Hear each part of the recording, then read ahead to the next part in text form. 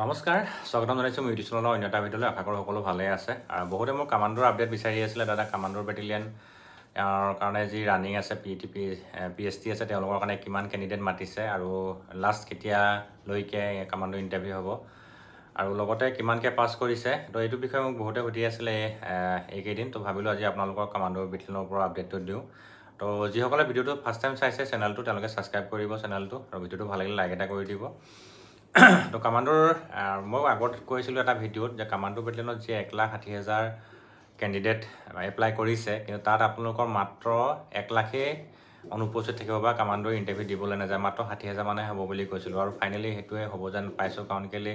যোৱাকালি কেইবাটাও ভাইটিয়ে মোলৈ মেছেজ কৰিলে তেওঁলোকৰ কামাণ্ডৰ ইণ্টাৰভিউ দিলে স্পেচিয়েলি কাৰ্বি আংলঙৰ কালি ইণ্টাৰভিউৰ 800 কেণ্ডিডেট আছিলে মাত্ৰ 80টা নে কিমানহে ইণ্টাৰভিউ দিবলৈ আহিছে আৰু 80টা ইণ্টাৰভিউৰ ভিতৰত মাত্ৰ প্ৰথমতে 30টা পাছ কৰিছিলে ৰানিং 30টা পাছ কৰাৰ পিছতে আৰু মেডিকেল এনেকৈ ফেইল কৰি ডকুমেণ্টছ এনেকৈ ফেইল কৰি মানে মাত্ৰ 22টাহে থাকিলে আৰু তাৰ এজন ভাইটিয়ে ভাল মাৰ্কছ পাইছে সি মাৰ্কছ পাইছে প্ৰায় 63.73 পাইছে OBC হয় তো তেখেতে ক'লে বোলে দাদা বহুত ল'ৰাই ৰানিং ফেইল কৰিছে তো সেইকাৰণে আৰু মই যিটো আমাৰ দেৰগাঁও যিটো ইণ্টাৰভিউ আছে তো দেৰগাঁৱৰ ইণ্টাৰভিউ যিটো লাচিত বৰফুকন পুলিচ একাডেমীত হৈছে তাতো একেবাৰে ল'ৰাই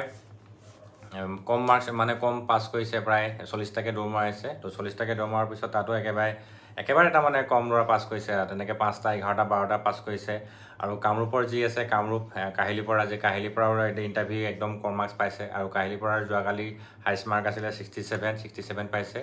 আৰু তাৰপিছতে আপোনাৰ চিলনি যিটো আছে 23rd APBN কাৰ্বি আংলং তাত আপোনালোকৰ হাইষ্ট মাৰ্ক কালি 65 আছিলে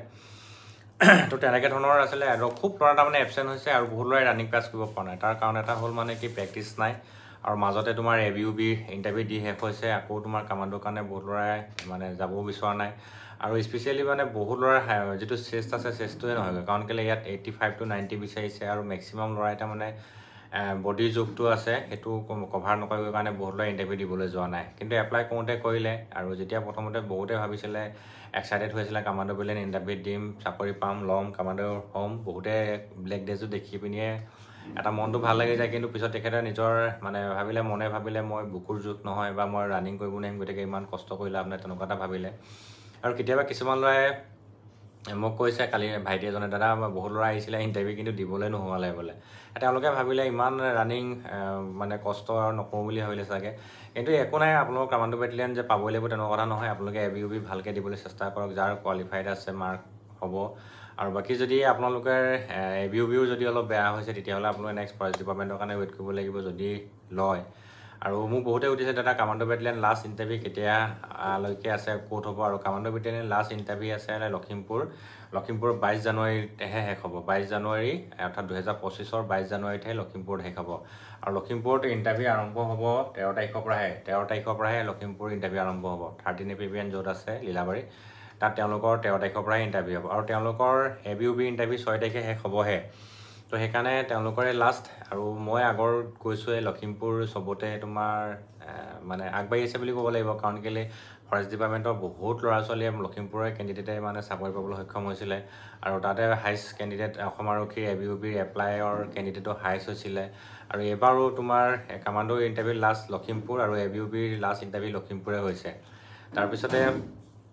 কামাণ্ডৰ বেটেলিয়নৰ কথা গোটেইখিনি কথা আপোনালোকে গম পাই সকলোৱে আপডেট দি আছে চেনেলবিলাকৰ বিভিন্ন মাধ্যমত তো ময়ো থুলমূলকৈ আপোনালোকৰ ক্ষেত্ৰত আগবঢ়ালোঁ কামাণ্ডৰ ক্ষেত্ৰত আৰু তো ভিডিঅ'টো ভাল লাগিলে লাইক এটা কৰি দিব ইজনে সিজনক শ্বেয়াৰ কৰি দিব সকলো ভালে থাকক ধন্যবাদ